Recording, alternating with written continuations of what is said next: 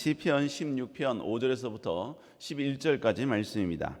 여호와는 나의 산업과 나의 잔의 소득이시니 나의 분깃을 지키시나이다. 내게 줄로 재어준 구역은 아름다운 곳에 있으며 나의 기업이 실로 아름답도다.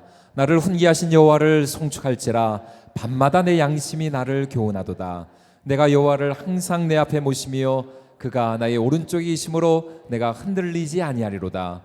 이러므로 나의 마음이 기쁘고 나의 영도 즐거워하며 내 육체도 안전히 살리니 이는 주께서 내 영혼을 소홀히 버리지 아니하시며 주의 거룩한 자를 멸망시키지 않으실 것임이니이다. 주께서 생명의 길을 내게 보이시리니 주의 앞에는 충만한 기쁨이 있고 주의 오른쪽에는 영원한 즐거움이 있나이다. 아멘.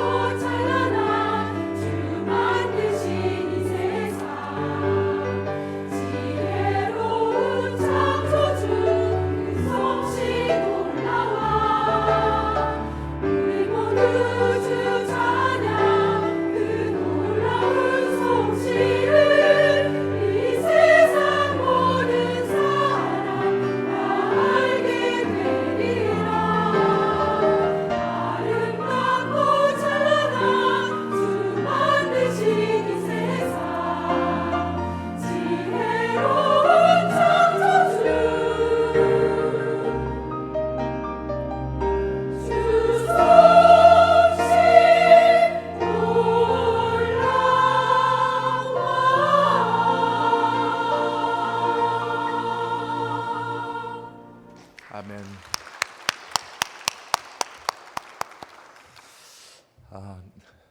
예배 참석하신 여러분들을 보면서 정말 하나님이 얼마나 기뻐하실까. 여러분들 한 분 한 분들이 하나님께서 꽃피워 주시는 거룩한 그 꽃이다. 우리 옆에 있는 분들 보시면서 집사님이, 권사님이, 형제님이, 목사님이, 전도사님이 하나님의 꽃입니다. 이렇게 하면서 한번 축복하십시다. 네, 하나님의 꽃이십니다. 네.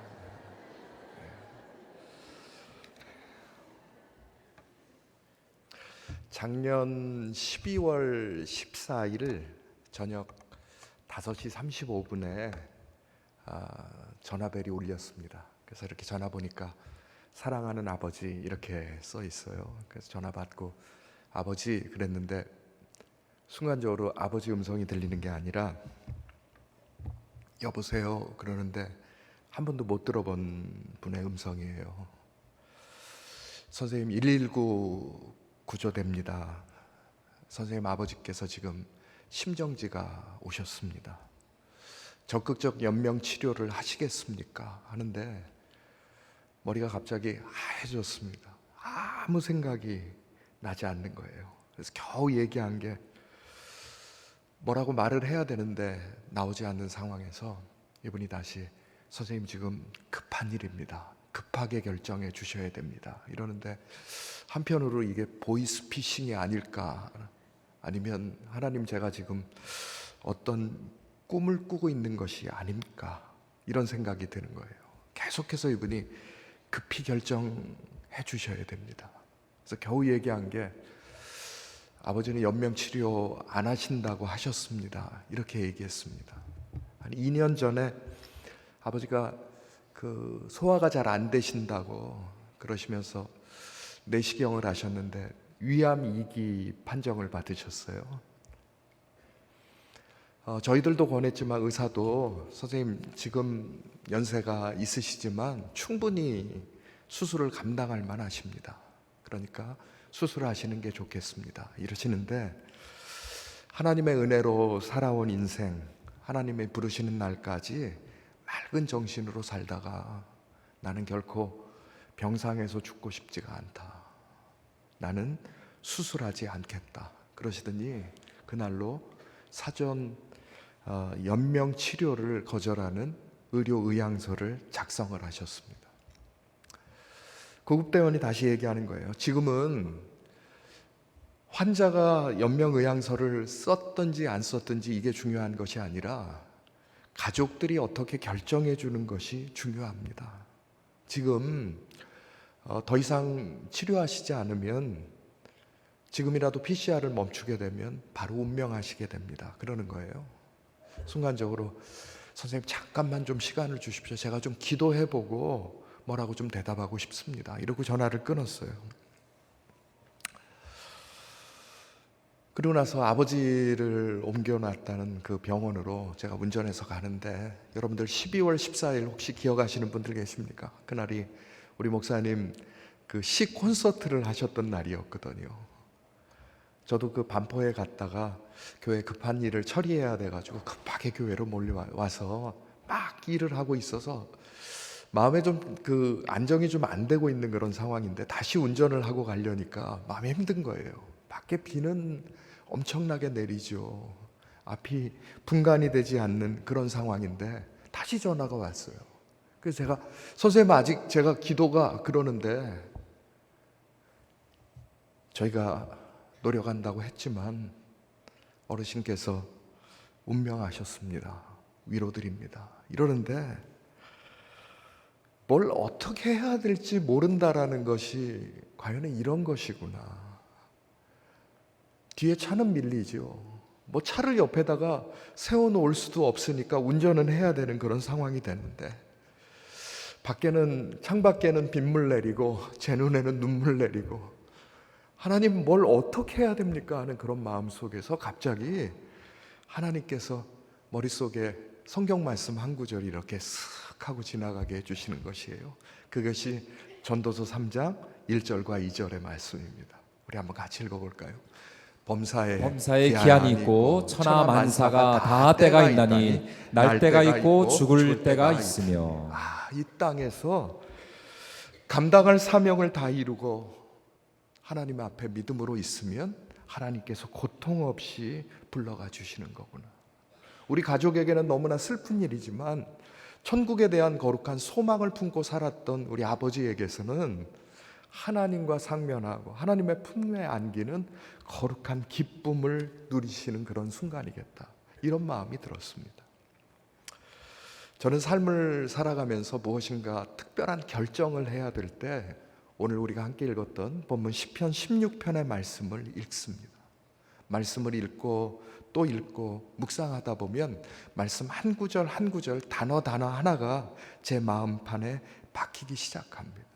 오늘 말씀을 통해서 우리가 함께 나누는 말씀을 통해서 혹시라도 인생에 무엇인가 좀 결정해야 되는 분들이 계시다면 하나님 오늘이 우리들의 인생의 큰 기준을 다시 한번 붙드는 시간이 되게 하여 주옵소서. 그런 마음을 가지고 말씀을 함께 기다리시고 말씀을 나누시기를 바랍니다. 오늘 말씀 한번 다시 보십시다. 시편 16편 5절과 6절의 말씀입니다. 여호와는 나의 산업과 나의 잔의 소득이시니 나의 분깃을 지키시나이다.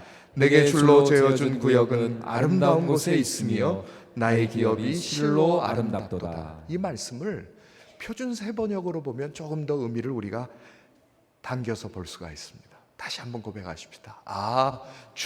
주님이야말로 내가 받을 유산의 목입니다. 주님께서는 나에게 필요한 모든 복을 내려 주십니다. 나의 미래는 주님이 책임지십니다. 줄로 재어서 나에게 주신 그 땅은 기름진 곳입니다. 나는 빛나는 유산을 물려받았습니다. 그렇습니다. 하나님을 나의 하나님으로 믿고 의지하는 사람, 하나님이 나에게 필요한 모든 것을 풍성하게 공급해 주시는 분, 나의 미래를 책임져 주시는 분, 그리고 나의 삶에 주어진 모든 것이 하나님께서 주신 것이라는 것을 마음으로 확신하는 사람이 복된 사람입니다. 그들의 하나님께서 과거를 지켜주십니다. 미래를 지켜주십니다. 현재의 삶을 지켜주십니다.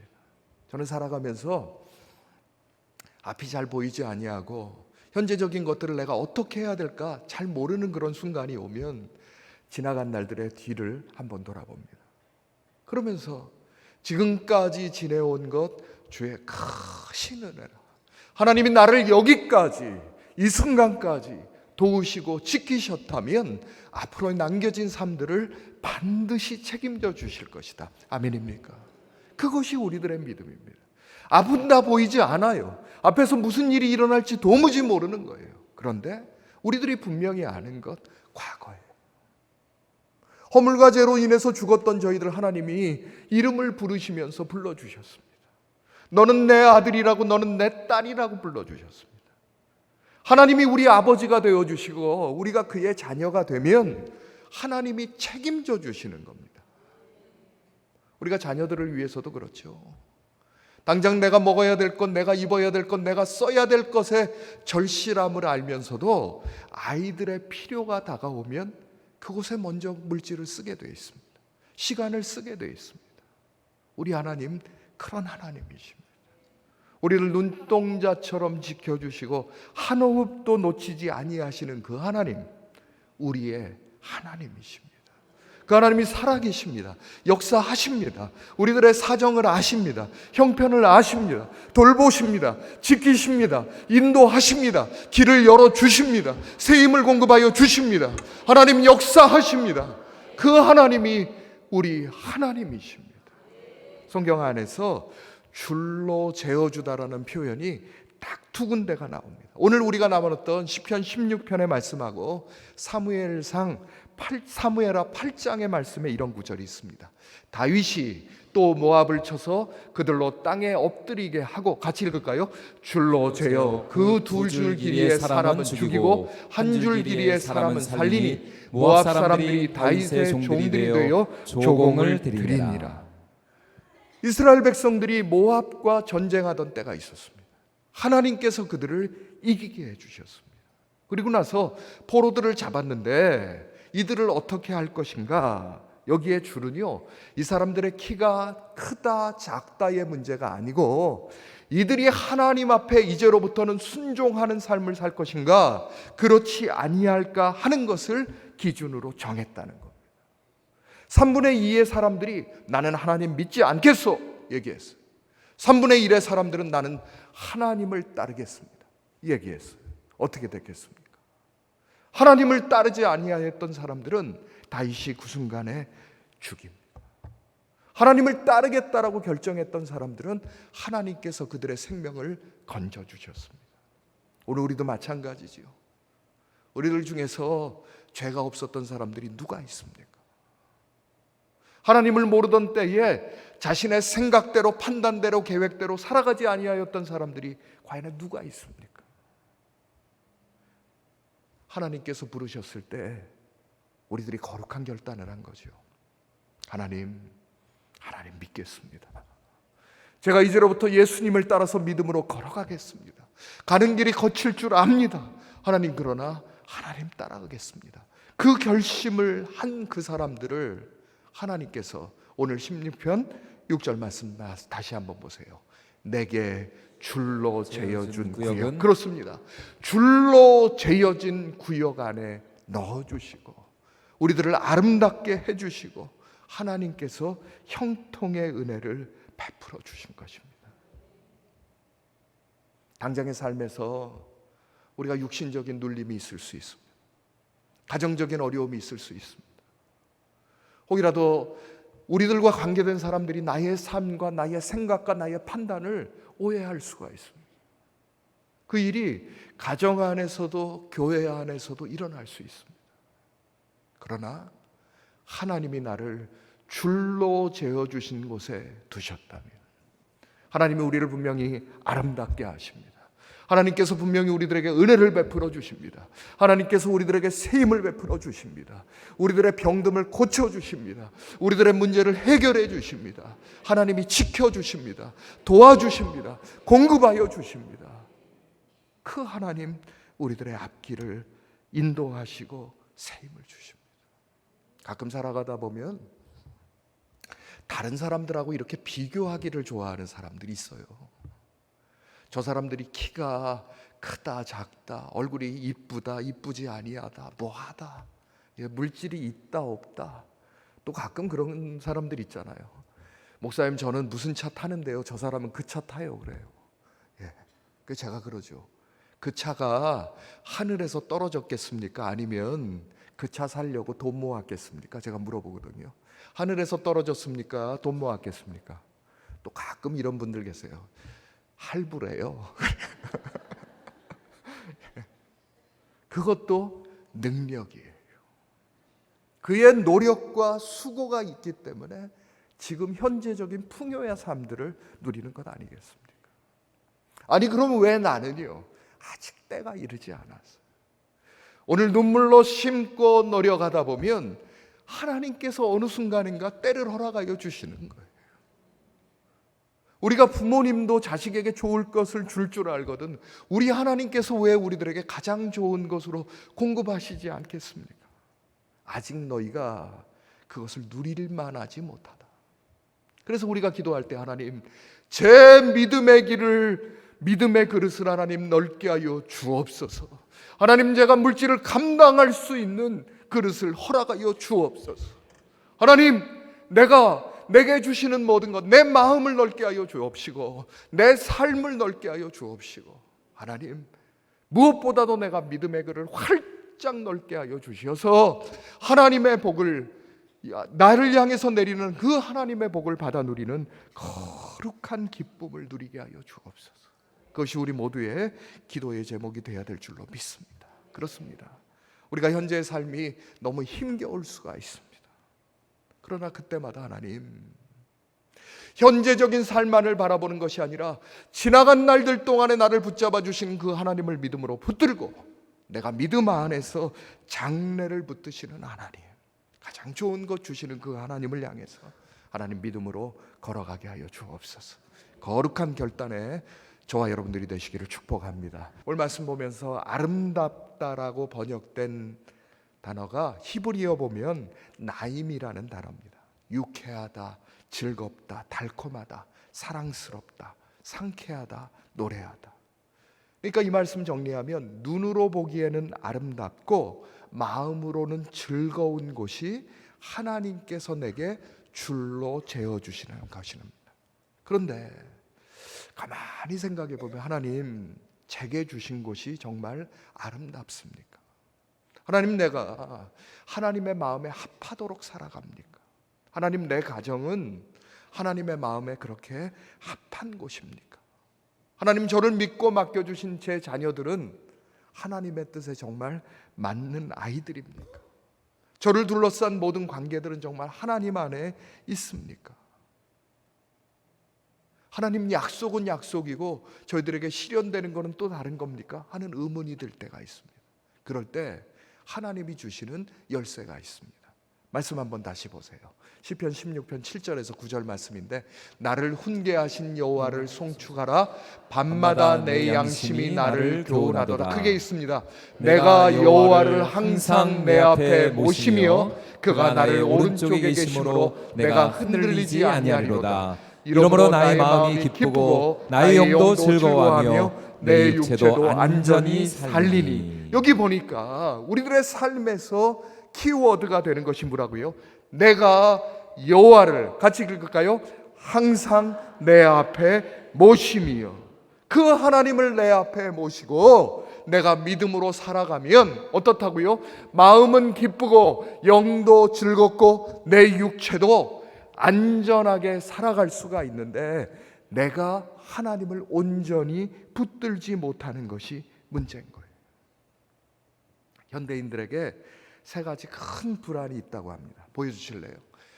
환경에 대한 불안이 있답니다. 두 번째는 항상 불안하고 초조하다는 거예요. 세 번째는요, 관계에 대한 어려움이 있대요. 이것에 걸리면 공황장애가 오는 거예요. 항상 가슴이 진정되지가 않는 거예요. 아무리 좋은 것으로 주어도 자신의 삶에 만족감이 없는 거예요. 이것이 예수 믿지 않는 사람들에게만 있는 것이 아니라 간혹 예수 믿는 사람들에게 있어요. 결국에 이 세 가지를 가만히 정리를 하다 보면 그들의 미래에 대한 두려움, 그리고 무엇보다도 죽음에 대한 두려움입니다. 이것은요, 우리가 믿음으로 살아갈 때에 하나님, 저에게도 이러한 두려움이 있습니다. 그러나 하나님을 내가 내 앞에 모시고 이 두려움을 물리치게 하여 주옵소서. 우리들에게 염려가 오고 근심이 오고 두려움이 올 때마다 하나님, 저는 하나님 앞에 있는 사람입니다. 하나님이 제 오른편에 계신 것을 믿습니다. 하나님 제 영을 붙잡아 주실 것을 믿습니다. 하나님 저를 살려주실 것을 믿습니다. 하나님 저를 해결하여 주실 것을 믿습니다. 다시 한번 8절 한번 말씀 보세요. 내가 여호와를 항상 내 앞에 모시며 그가 나의 오른쪽에 계심으로 내가 흔들리지 아니하리로다. 내가 하나님을 내 앞에 모시면 하나님이 내 오른편에 계십니다. 붙잡으시는 거예요. 제가 새벽에 기도할 때마다 하나님, 한 번도 살아보지 않은 새로운 날을 맞이합니다. 하나님, 제 앞에서 부족한 저를 인도하여 주시옵소서. 하나님, 제 곁에 계셔서 부족한 저와 동행하여 주시옵소서. 하나님, 제 뒤에 계셔서 어떤 악한 것들이 저를 공격하고자 할 때에 막아주시옵소서. 하나님, 제 아래 계셔서 혹시라도 제가 실수하며 넘어지면 하나님 일으켜 주시옵소서. 하나님, 제 위에 계심으로 주의 복을 내리워 주옵소서. 이렇게 기도하곤 합니다.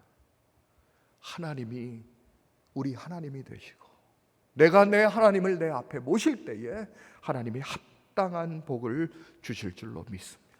그런 사람들에게 주시는 은혜가 9절의 말씀이죠. 이는 주께서 내 영혼을 수월에 버리지 아니하시며, 읽습니다. 주의 거룩한 자를 멸망시키지 않으실 것임이니이다. 주의 거룩한 자는 다른 사람이 아니에요. 우리 한 사람 한 사람, 매일 거울 속에서 만나는 그 사람이에요. 어떤 분들은 목사님, 저는 왜 이렇게 천하게 태어났는지 몰라요, 그러는 분들이 있어요. 그런 말씀하시면 제가 입을 막고 싶어요. 왜요? 왜 천해요? 하나님의 형상대로 만들어진 사람입니다. 왜 우리가 연약해요? 하나님이 힘을 도와주시는데. 왜 우리가 외로워야 돼요? 하나님이 함께 해주시는데. 왜 우리가 인생에 대한 미래의 두려움이 있습니까? 왜요? 그 두려움 속에 있을 때 하나님, 분명히 하나님이 나를 붙잡아 주신 줄로 믿습니다.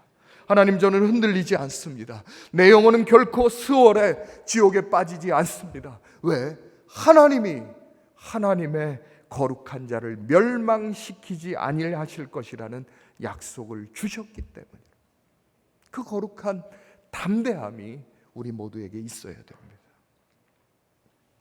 제 아버지 얘기를 조금 더 하겠습니다. 저희 아버지가 떠나시던 날 점심에 평생 한 교회를 섬기셨던 그 장로님들이 함께 모이셨대요. 사진 보여주실래요?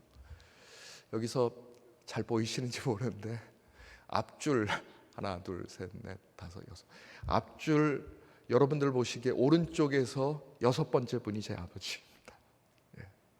이 시간이 정오 무렵이에요.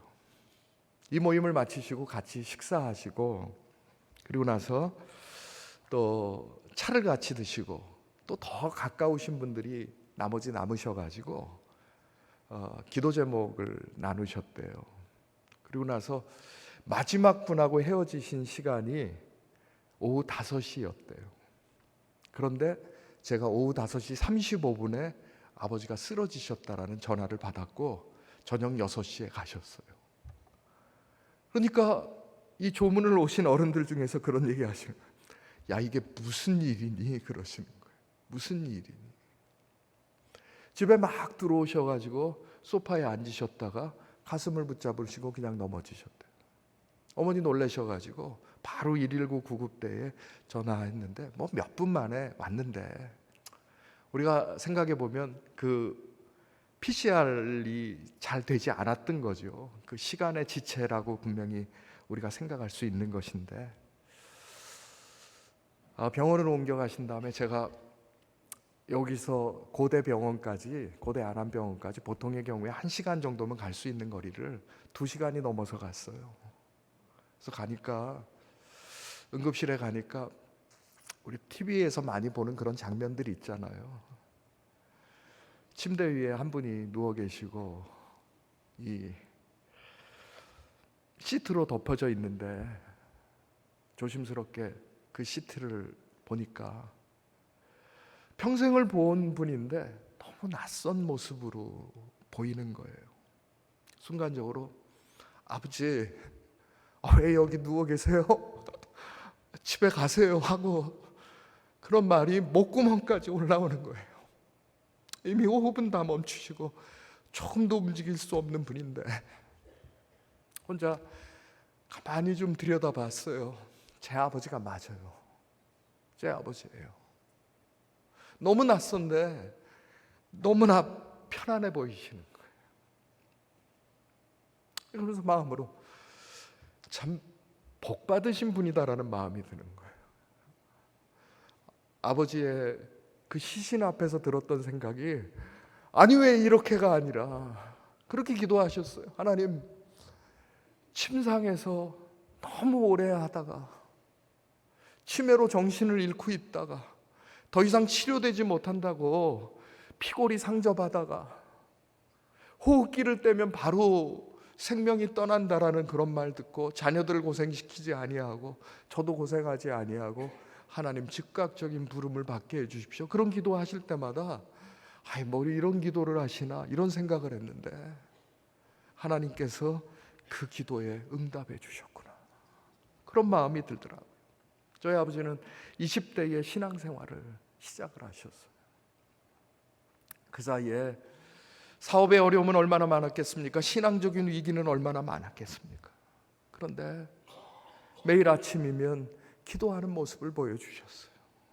어떤 어려움에 특별히 결정해야 된 일들이 있으면 하나님 하고 부르셨대요. 이런 얘기 한번 하셨어요. 그때 계약하고 넘어가야 되는데 하나님 하는데 왠지 마음에 도장 찍지 말아라 이런 마음이 들더래요. 앞에 있는 사람 재촉하고, 아니 얘기 다 해놓고 계약 다 하는데 왜 이 순간에 왜 도장을 안 찍냐고 재촉하는데, 내가 다시 한번 기도해보고 도장 찍고 싶습니다. 그러나 조금만 미루십시다. 그러는데 그 도장이 주머니에서 안 나오더래. 아무리 힘을 써도 무엇입니까? 하나님이 막아주시는 거죠. 그리고 안 찍으셨대. 알고 보니까 무엇이었겠습니까? 사기였어요. 하나님이 지켜주신. 작은 일에도 하나님 의지하고 작은 일에도 하나님 붙들다 보니까 하나님이 은혜를 베풀어 주신 믿음의 인생을 살아간 거예요. 성숙한 신앙의 인격자가 되어야 된다. 하나님의 영광을 위해서 살아야 된다. 믿음의 길을 걸어갈 때 게으르지 말아야 한다. 성도들에게 온유해야 한다. 겸손해야 한다. 눈앞에 당장이 이익이 있더라도 하나님의 영광과 바꾸지 않아야 된다. 이렇게 자녀들 키우셔서 사남매가 모두 사역할 수 있는 길을 열어주셨습니다. 여러분들 중에서도 아시죠? 저는 알라스카에 가서 사역을 하고 제 동생은 남아공 선교사예요. 저희들끼리 그런 얘기를 했습니다. 아마 남매 중에서는 가장 먼 곳에서 사역하는 남매일 거라. 서로 사역에 바쁘다 보니까 제 동생을 제가 17년 만에 만났던 때가 있었어요. 가르치신 대로 했었어요. 그렇게 살아가셨습니다. 교회 일을 위해서는 생업을 뒤로 하셨습니다. 교회의 물질이 필요하면 지금까지 살아온 것 하나님의 은혜고 하나님의 공급하심 속에서 내가 살아왔기 때문에 하나님께 드리는 것이 당연하다고 아낌없이 내어놓을 줄 알았습니다. 기회를 얻는 대로 전도하는 일에도 최선을 다하셨습니다. 제가 미국 사역하면서 LA에서 10년간 사역한 다음인데 목표했던 공부를 마쳤습니다. 또 첫 번째로 건축했던 교회 건축도 마친 다음이었습니다. 제 친구들 그런 얘기를 많이 했어요. 송 목사 이제 다리 뻗고 살겠다. 부모님 그렇게 기도하시고 열심 내더니 그런 좋은 결과가 있구나 이런 얘기 많이 해줬어요. 그런데 알래스카에 좀 어려움을 겪는 교회가 저를 청빙을 해줬습니다. 목사님 오셔서 사역해 주시면 좋겠습니다. 첫째는 마침 친구들하고 같이 친구 목사님들하고 같이 있는 중에 그 전화를 받았기 때문에 얘기하니까 가지 마 그러는 거예요. 가지 마. 근데 제 마음에 하나님이 부르시는 곳이면 가야지 하는 마음이 있는데 저도 기도하고 제 아내가 기도하고 또 양가의 어른들이 같이 기도하는데 아버지께 전화했어요. 아버지 알래스카에서 저를 부르는데 제가 이거 어떻게 하면 좋겠습니까? 그랬더니 거기 목사가 필요한 곳이냐 그리고 다른 목사님들이 안 가고 싶어 하는 곳이냐 그러셔요. 그래서 제가 둘 다라고 그랬더니 이 일은 기도할 일이 아니야 그러시는 거예요. 그래서 저는 가지 말라 그러실 줄 알았어요. 그랬더니 나는 내 아들이 다른 목사님이 가기 싫어해도 목사가 꼭 필요한 곳이라면 망설이지 않고 가게 해달라고 기도해 왔다 그랬어요. 그래서 제가 기도도 좀 잘하셔야 되는데 아니 다른 분들은 보니까 우리 아들이 좀 편한 곳에 가서 넓은 곳에 가서 마음껏 사역하게 해주십시오 이렇게 기도한다는데 아버지는 뭐예요 이렇게 얘기할 수도. 기도하는데 하나님 그런 마음 주시는 거예요. 가라고. 얼마나 추웠겠습니까? 제가 경험했던 가장 추위의 온도는 영하 42도였어요 6개월 이상 눈이 녹지 않는 곳에서 살아갔어요. 그곳을 사역해서 어려움들 얼마나 많이 있었겠어요. 그런데 하나님이 붙드시니까 고생스럽지는 않은 거예요. 많은 분들이 그래요. 힘들지? 힘들어. 못하겠지? 아니 그렇지는 않아. 왜? 하나님이 내 앞에 계시고 내가 하나님을 믿음으로 붙드니까 하나님이 지혜를 주시는 거야. 길을 열어주시는 거예요. 우리들의 삶에도 마찬가지예요. 우리들이 여러 가지 시험을 만나고 어려움을 만날 수 있지만 감당할 시험밖에는 허락지 아니하시고 시험 당할 즈음에 피할 길을 내시는 그 하나님께서 우리를 붙들어 주십니다. 지혜를 주십니다. 용기를 주십니다. 새 힘을 주십니다. 능력을 주십니다. 그 하나님이 우리 하나님이 되시는 거예요. 잠시 잠깐의 염려할 일들 때문에 결코 넘어지지 아니하시기를 축복합니다. 우리는 이겨내야 되는 사람입니다. 믿음으로 살아가야 되는 사람.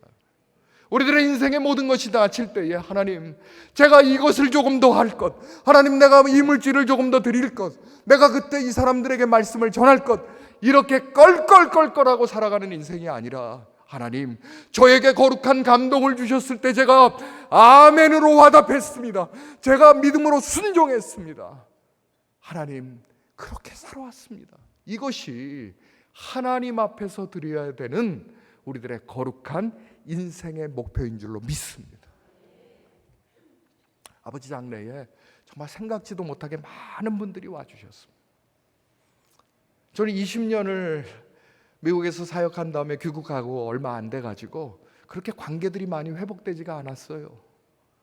제 동생들은 다 외국에 나가 있어요. 얼마나 몇 분이나 이렇게 조문을 하실까 그랬는데 그 조문하셨던 아버지 친구분이 이런 얘기 하시는 거예요. 너 참 복받았다 그러시는 거예요. 저한테 너 참 복받았다. 여러분들 장례식에서 단체 사진 찍어보셨어요?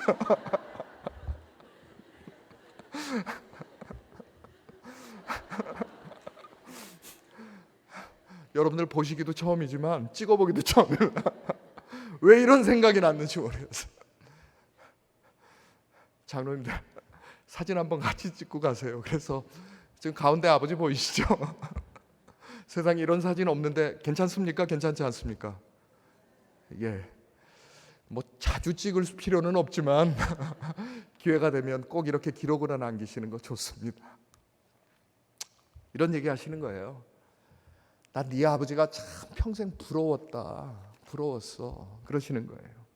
언행일치로 살고 신행일치로 말하고 행동하는 것, 믿음으로 바르게 살아갔던 것, 정말 벅차도록 힘겹게 살아갔던 분이다. 교회 섬기고 전도하는데 특별히 친구분 한 분이요, 그 자리는 안 계시지만 친구 한 분을 전도하는데 35년이 걸리셨어요. 그래서 제가 마음 한편을 그 소리 듣고는 뭐라고 그랬냐면, 참 기도에 능력이 없는 분이라고 제가 그랬어요. 아니 어떻게 돼서 35년을 기도하는데 그분이 움직이지 않냐고요. 근데 이분이 나중에 그런 얘기 하시는 거예요. 네 아버지는 참 잘 살아간 사람이다. 우리가 어려서부터 같이 컸잖니. 그런데 어느 순간에 달라졌다고. 뭐가 달라졌냐면 신앙을 선택했다는 거예요. 여러분들의 인생의 마지막에도 그는 승리자로 살았다. 믿음으로 살았다. 복받은 인생이었다라는 그런 믿음의 아름다운 칭찬을 들으시는 저희 모두가 되시기를 축복합니다. 11절 말씀 한번 보세요. 주께서 생명의 길을 내게 보이시리니 주의 앞에는 충만한 기쁨이 있고 주의 오른쪽에는 영원한 즐거움이 있나이다. 믿음으로 살아가면 하나님께서 반드시 생명의 길을 허락하여 주십니다. 세덴 교회는 참 아름다운 특징이 있죠. 생명나무, 성소권, 우편성도, 창의적 헌신 맞습니다. 그런데 하나 빠진 게 있죠. 뭡니까? 전도에 열심하는 교회라는 겁니다.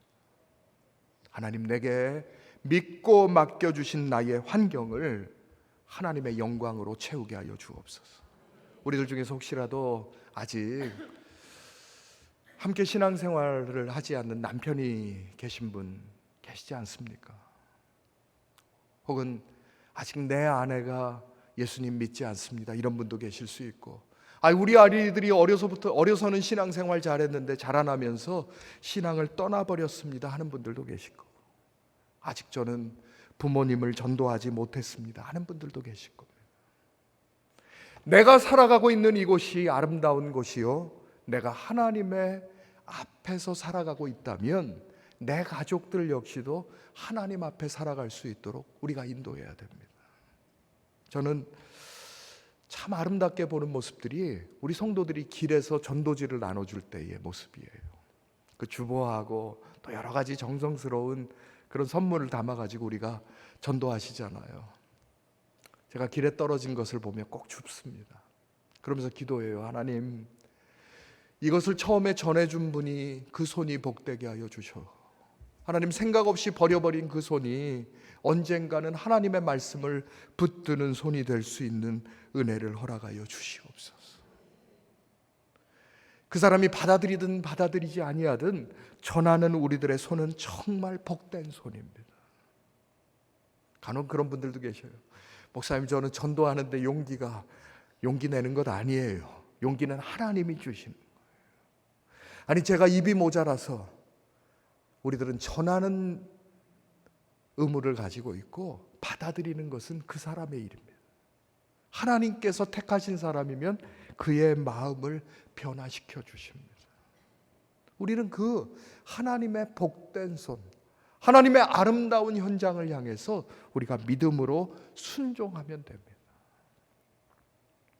그런 생각해 봐요. 우리 목사님이 한국교회 전체 생태계라는 큰 숲을 가꾸시는 분이라면 우리 각 교구는요, 우리들에게 주신 작은 숲을 가꾸는 분들이에요. 거기에 생명수는요, 또 거기에 화단을 가꾸는 거예요. 우리는요, 각 가정은 자기 가정의 화분을 가꾸는 거예요. 우리 개인은요, 그 꽃을 꽂아놓은 화병을 가꾸는 거예요. 하나님, 이 화분에 꽃이 하나 더 피어나게 하여 주옵소서. 하나님, 이 화단에 하나님의 역사가 일어나게 하여 주옵소서. 하나님, 우리들이 걷는 땅마다, 우리들의 눈으로 보는 그곳마다 아름다운 하나님의 역사 일어나게 하여 주옵소서. 지금은 저 사람이 하나님의 말씀을 부인하고 거절하지만 언젠가는 하나님 앞으로 돌아오는 거룩한 역사가 일어나게 하여 주옵소서. 저 청년들 볼 때 그런 생각이에요. 금년에도 우리 청년들이요, 제천에 가서 전도하고 해외에 태국과 미얀마에 가서 말씀을 전했어요. 얼마나 놀고 싶고 쓰고 싶은 것들이 얼마나 많이 있겠어요. 우리 청소년들이 하나님의 말씀 증거하고 우리 중고등부 아이들 또 유초등부 아이들까지도 자기 친구들에게 말씀 전하는 모습 볼 때마다 그렇다고. 이것이 우리 교회가 가지고 있는 새해된 교회라는 브랜드라는 마음을 갖습니다. 하나님이 돌보시고 하나님이 역사해 주십니다. 이번 주간에 우리가 주일 예배 시간에 모든 성도들이 자신의 전도할 대상을 향해서 작정하는 시간이 있습니다. 어떤 분들 그래요. 이거 적어내고 나면 언제 데리고 올 거냐고 그거 말하는 게 싫어갖고 안 적습니다 그러는데, 여러분들 그런 얘기는 조그맣게 해야 되는 거 아시죠? 그거 큰일 날 일입니다. 하나님이 나에게 마음을 허락하여 주셨으면 하나님이 역사해 주십니다. 우리는 믿음으로 젖고 그를 위해서 기도하고 하나님 저에게 말씀을 증거할 수 있는 기회를 허락하여 주셔서 그에게 전하게 하여 주시고 그의 마음을 활짝 열어주심으로 그가 받아들일 수 있게 허락하여 주옵소서. 홀로 안 되면요, 옆에 도움을 요청해야 돼요. 내가 이분 가지고 기도하는데 같이 기도해 주세요. 우리 같이 열매를 함께 합시다. 기도해 주세요. 요청해야 돼요. 아마 생명순에서 같이 기도할 겁니다. 교구에서 같이 기도할 겁니다. 그리고 그분들을 믿음으로 양육할 겁니다. 장례식의 마지막 하관 인사를 하면서 아버지에게 이미 그 영은 하나님의 품에 안기셨지만 관을 바라보면서 제가 아버지 다시 만나요 그렇게 인사했어요. 안녕히 가세요가 아니라 아버지 다시 만나요.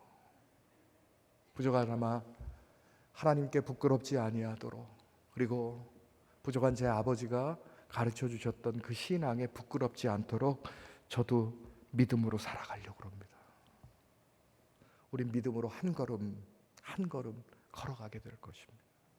그리하면 하나님의 거룩한 역사, 하나님이 줄로 재어주신 이 땅에서 아름답고 복된 역사를 주실 줄로 믿습니다.